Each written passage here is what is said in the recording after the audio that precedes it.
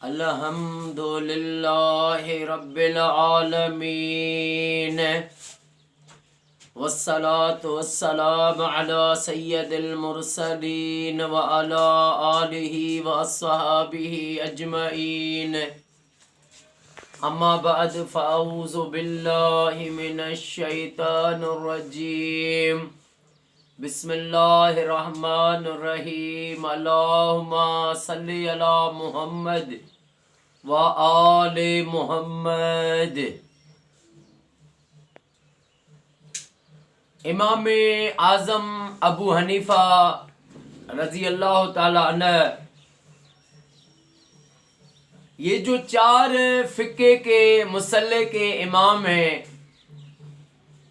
امام ابو حنیفہ، امام مالک، امام حنبل، امام شافعی، یہ چاروں شاگرد ہیں امام مولا جعفر صادق علیہ السلام کے۔ ان کو یہ جو مسلح کے چار امام ہیں، ان کو فیض ملا ہے امام جعفر صادق علیہ السلام سے۔ جب امام مالک چھوٹے سے تھے تو ان کو جو ان کے والد صاحب فوت ہو گئے تھے، ان کو 5 بہنیں تھی، ایک بھائی تھا۔ یہ ابھی چھوٹا تھا تو ان کی والدہ محترمہ جو ہے ان کو لے کر ایک دھوبی کے پاس گئی اور اس کو کہا کہ اس کو یہ کپڑے دھونے کا ہنر دے، اس طرح یہ کچھ کمائے گا تو اپنی بہنوں کو پالے گا، مجھے پالے گا۔ تو جب امی ان کے پاس ان کو چھوڑ کر آئی تو امام اعظم ابو حنیفہ کے درس گاہ سے جب امام مالک گزرے تو ان کو ایک دل میں ایک شوق ہوا کہ میں بھی کاش یہ یہاں پر دینی تعلیم پڑھتا، قرآن پڑھتا، حدیث پڑھتا۔ تو امام اعظم ابو حنیفہ نے ان کو دیکھا اور سمجھ گئے کہ ان میں بڑا راز ہے، اس میں بڑا دین کا جذبہ ہے۔ ان کو کہا تم آؤ میرے مکتب میں، یہاں پر درسگاہ میں تم پڑھو، اور اس کو وہاں پر پڑھانا شروع کر دیا۔ اب جب مہینہ گزر گیا تو امام مالک کی والدہ نے کہا کہ تجھے کچھ وہاں سے ملا ہے؟ تو اس نے بتا دیا تو میں تو امام اعظم کے پاس جاتا ہوں دینی تعلیم پڑھنے کے لیے۔ تو ان کی والدہ امام اعظم کے پاس آئی اور ان کو کہنے لگی کہ تم نے اس میں لگا دیا، میری بچیاں ہیں، میں بیوہ ہوں، ہم کہاں سے جو ہے گھر کا گزر سفر ہمارا ہو، تم نے یہ جو ان کو یہاں پر اپنے اس میں لگا دیا ہے دینی کاموں میں۔ تو امام اعظم رضی اللہ تعالیٰ عنہ کے نام پر قربان جاؤں، ان سے پوچھا کہ امی جان تمہارا غصہ اگر ٹھنڈا ہو گیا ہے تو ابھی میں ایک بات کہوں، تمہارا گھر کا خرچہ کتنا ہے مہینے کا؟ تو امام مالک کی والدہ نے زیادہ بتا دیا، 40 مہینے کے جو ہے درہم بتائے۔ تو امام اعظم نے فرمایا اب یہ ہر مہینے تمہارے پاس پہنچیں گے اور اس کو جو ہے دینی کاموں میں لگا دے۔ پھر کتاب میں لکھا ہے کہ 20 سال مکمل 20 سال تک امام اعظم ابو حنیفہ ان کے گھر کا سارا خرچہ ان کو دیتے رہے اور امام ابو مالک کو جو ہے دینی تعلیمات دیتے رہے۔ اور ان کی والدہ سے یہ فرمایا تھا کہ یہ ان کو ایسا رستہ ملا ہے، یہ دین کا جو ہے علم سیکھ رہا ہے نا، دین کا شوق تو غریبوں کے بچوں کو ہوتا ہے، یہ جب دین کا علم حاصل کرے گا تو یہ بادشاہوں کے تخت پر بیٹھے گا۔ تو جب وہ دینی تعلیم امام مالک نے حاصل کی تو ایک دن جو ہارون رشید تھا انہوں نے ان کو منصب پہ لگایا دینی کاموں کے۔ تو ہارون رشید کی جو بیوی تھی وہ درویشوں کا، اللہ والے علماء جو تھے ان کا بڑا احترام کرتی تھی۔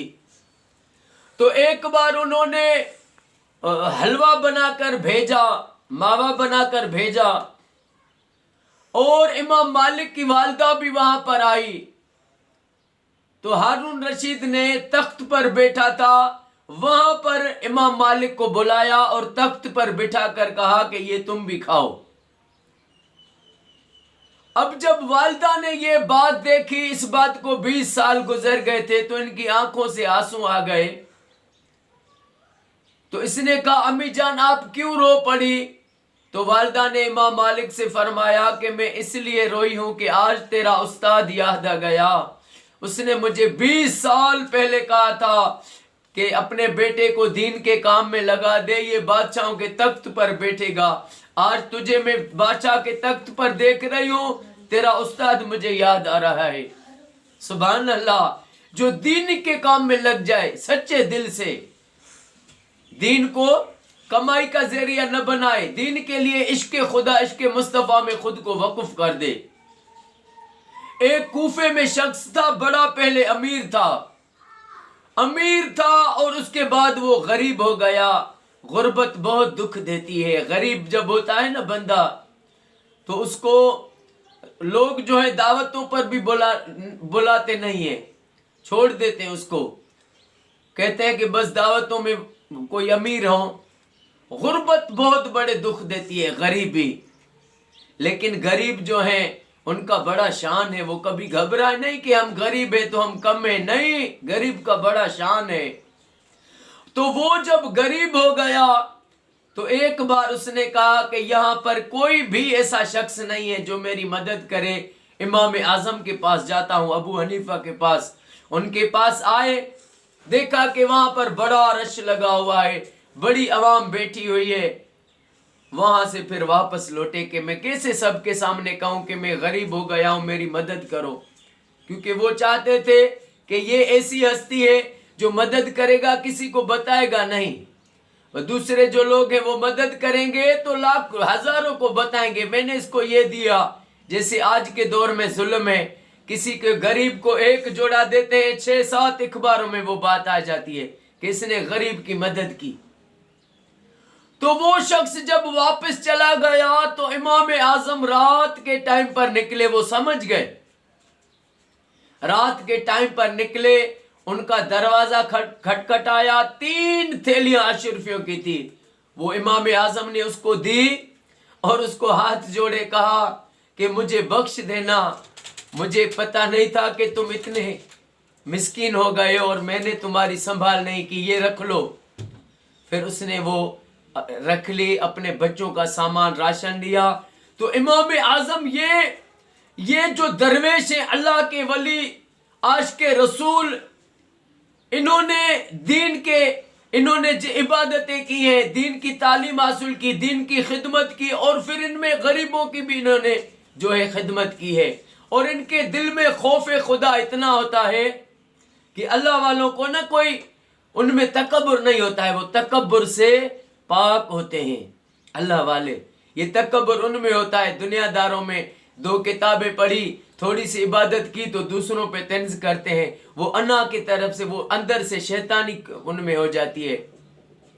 تو امام اعظم ابو حنیفہ ایک بار کسی جگہ سے گزر رہے تھے تو راستے میں گلی تھی، کیچڑ تھا، تو ان کا پیر جیسے کیچڑ پہ لگا تو وہ کیچڑ ایک دیوار پہ جا کے لگا، تو وہاں پر کھڑے ہو گئے کہ میں نے اس کی دیوار خراب کر دی ہے۔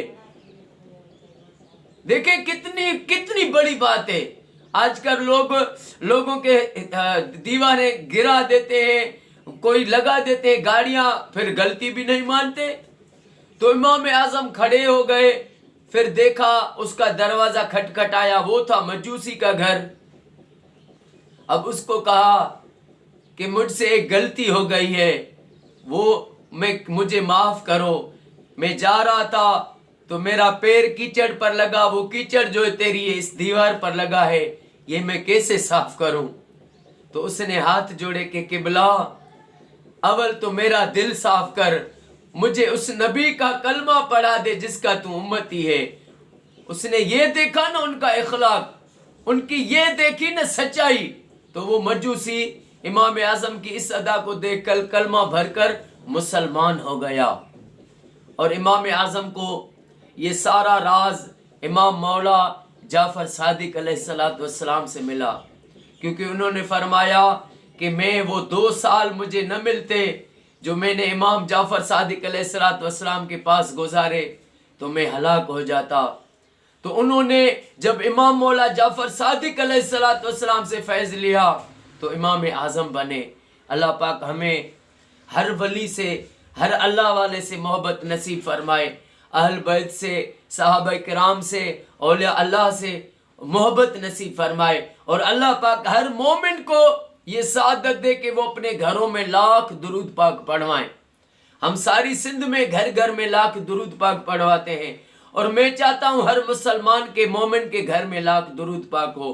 सारे पाकिस्तान में, सऊदी, ईरान, इराक, शाम, फलस्तीन में, मिस्र में, इंडिया के मुसलमान जहाँ भी मोमिन है, हर मोमिन को अल्लाह ये सादत दे कि वो अपने घर में लाख दुरूद पाक पढ़वाएं।